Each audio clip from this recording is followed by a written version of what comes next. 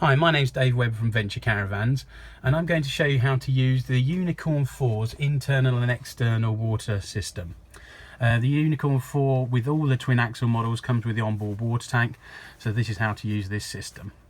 You have a pump switch here and it has external and internal on it, and also a light on here that says run, and it tells you when the pump is actually running.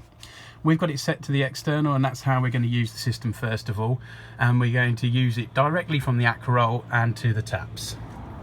So to do that, we come to the tap and literally just turn it on,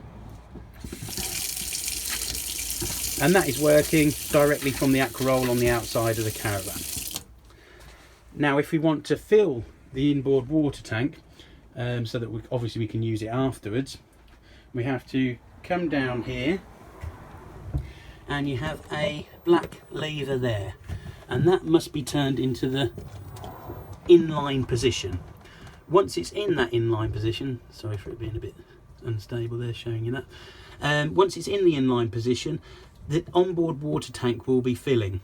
We've still got the switch up on the control panel in the external pump switch position. I can hear it filling the tank up right now.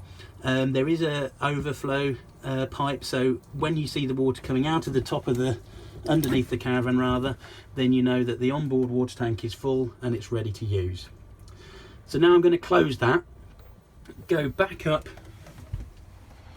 to the control panel, and I'm going to select the internal button. Now when I come to the taps, I can turn the tap on, and we've got water coming from the internal tank, and it's as simple as that. That's how you use the onboard and external water system on the Unicorn 4. As a little addition to that video, I'd also like to add that there are two drain switches on the water system.